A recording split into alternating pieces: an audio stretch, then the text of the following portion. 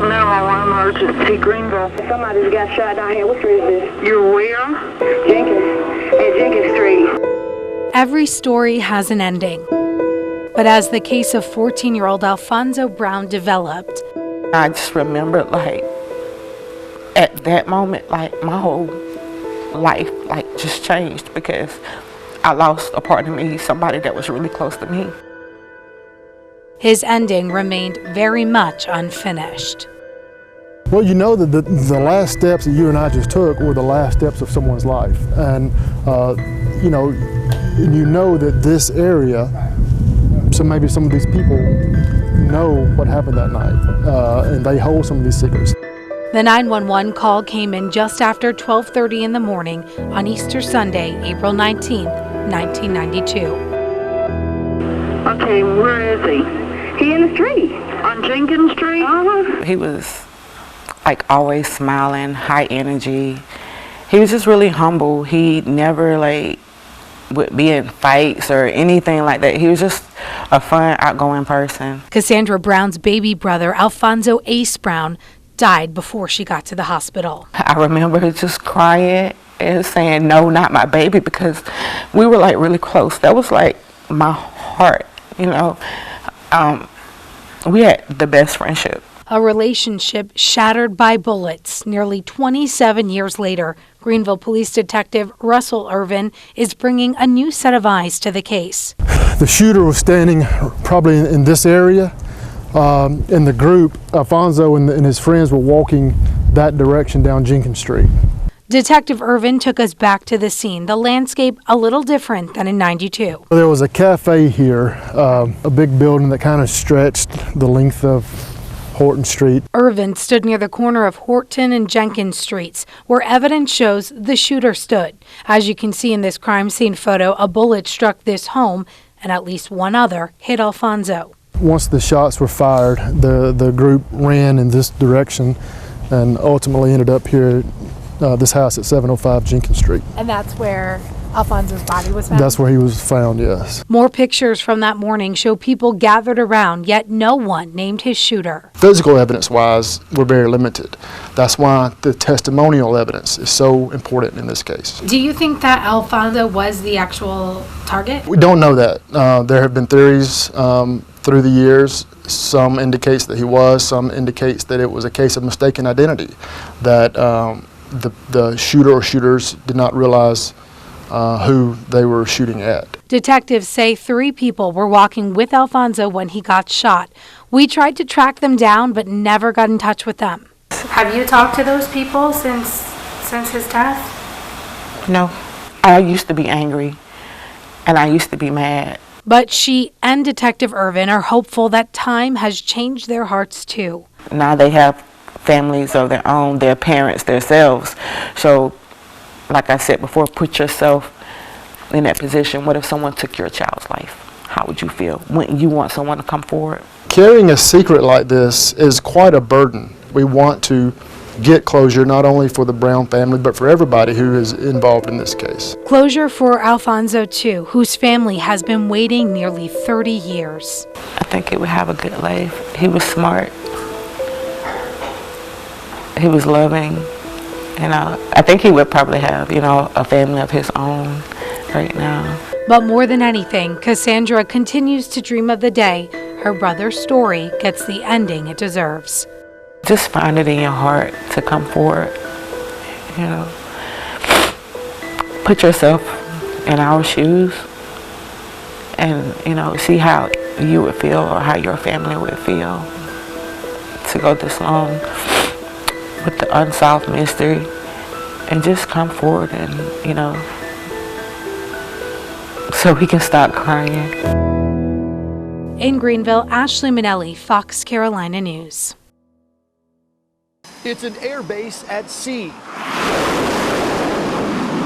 Nearly as long as the Empire State Building is tall, with a 4.5-acre flight deck. This aircraft carrier towers 20 stories over the ocean.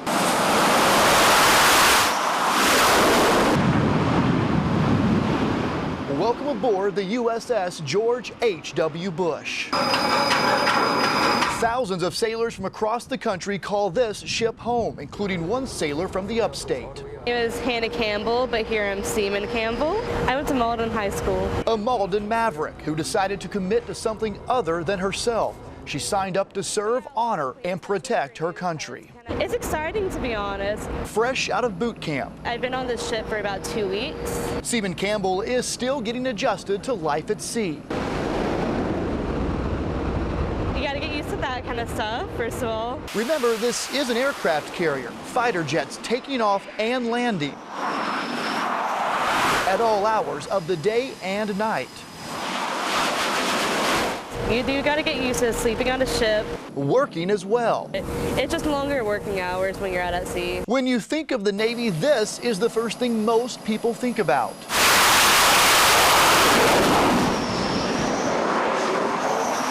In reality, most of the action is below the flight deck.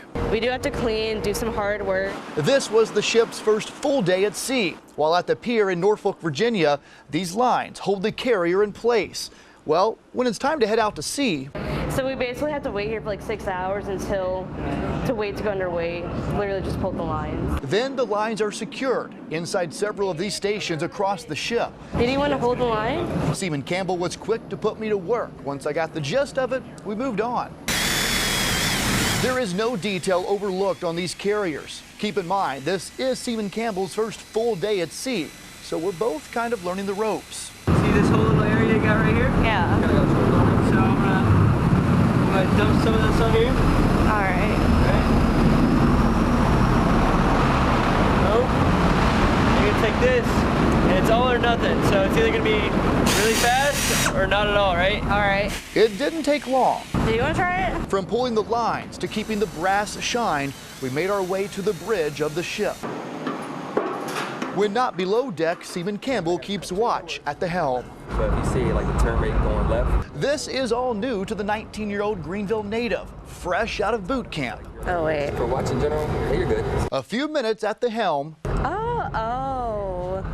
I see what you're doing. I get it now. while ship life will keep this young woman busy during her downtime. I miss like my best friend, of course, like my mom. This is her graduation photo. Back on land in Greenville, Mom, of course, is bursting with pride. I'm very proud of her, and she's my hero. But as you can imagine, she's missing her baby girl. It's hard not being able to just call her up or text her, and that was kind of difficult at the beginning, but that's just a part of being part of the military. Your child joins the military, but you also join with them as well. On the ship, communication is extremely limited. However, Wendy Heron says it strengthened the relationship. I enjoyed writing her.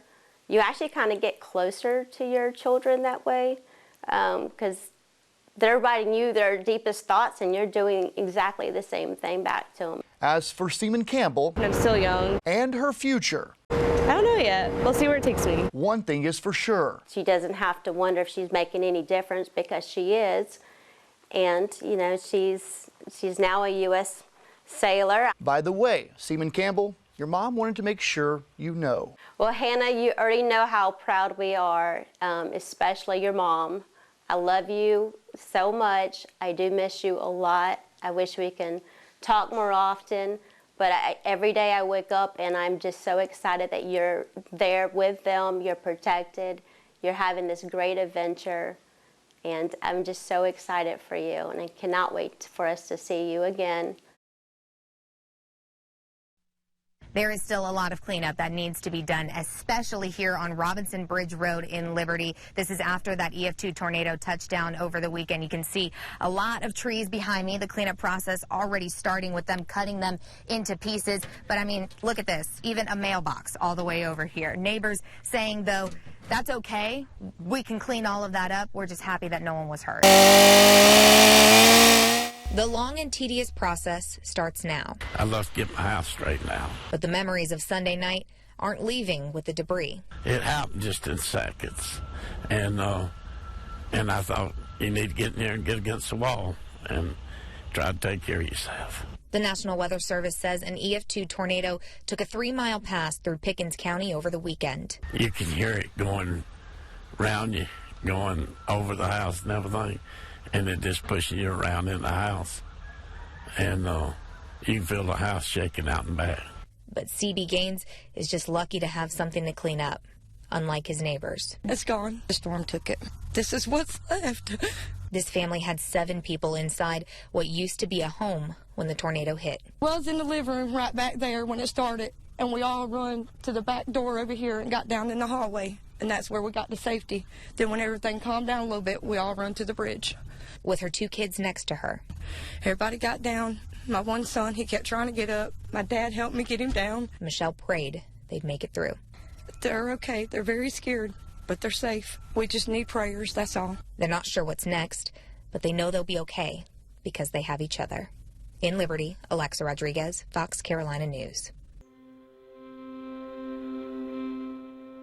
Like God took a canvas and painted beautiful colors for all of us to see. He just made the world beautiful. Well, I'm actually seeing colors from my childhood, back when I lived up north. The orange, red, yellow. It's so awesome, man. I think there's certain trips that you need to take in your lifetime and experience it on your own time, in your own way, and there's just so many different things you can do.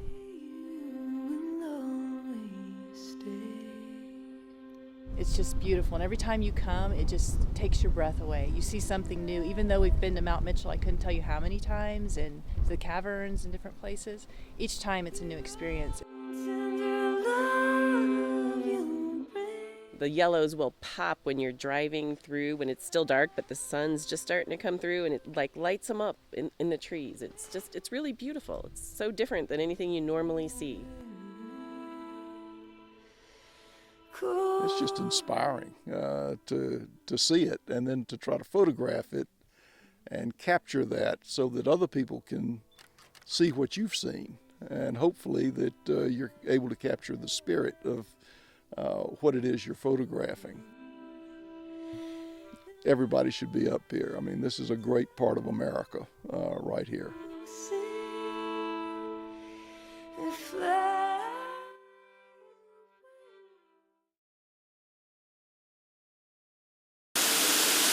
It's the best survival training in the world, designed to suppress fear, prevent panic, and ultimately save a life. Flash water over your head so they can see you. Lower your visor down. Here at Naval Station Norfolk, this training puts you in a worst-case scenario. Your helo has gone down in the water. The Navy understands there's a certain level of uneasiness towards the water, so they go about this training with a crawl, walk, run approach. So now at this point, just grab these. But before you even get wet, you have to suit up. We're talking flight suit, boots, and your helmet. Then it's into the pool. They test your swimming skills. Inflate your life preserver. Make sure you can tread water. If you stay afloat, then they step it up a notch. Let's say 3, 2, 1, ditch. Remember the crawl, walk, run approach? Well, the shallow water trainer would be considered walking. The first time, with your eyes open. Find all 3 handles, toggle each one back and forth. Then find the T handle above the window, twist it, push open the window, and swim to the surface. The second time, the blackout goggles put you in a nighttime element, forcing a sailor to feel their way through the aircraft. Again, it's designed to prevent you from panicking. Speaking of panicking, the next training exercise definitely raised my blood pressure. As soon as you hear that, take your fist, just punch that window right out. You're buckled in, flipped upside down, designed to disorient you underwater. I'll admit, instincts kick in, panic takes over, but the goal is to suppress your fear. The training also adds into the mix a parachute water landing. You're going to be landing face first in the water. You want to flip yourself over on your back, a technique called push-pull. You're just kind of going to push-pull. It'll be fairly simple. It'll pull you right on your back. Once you're on your back, you want to release the parachute. Once you're out of the parachute, swim to the life raft and wait for a helo rescue. You're going to roll out and you're going to get hoisted. There's training for the rescue itself. This platform has a hoist. as well as a fire hose that simulates rotor wash coming from the helo hovering above. The crew lower the hoist, you hook on, and get the feeling of being yanked from the water. Once on the platform, you unhook. Within a minute or two, the training is over. All right, congratulations. All right, what we're going to do is take your helmet off. Get that LPU off you.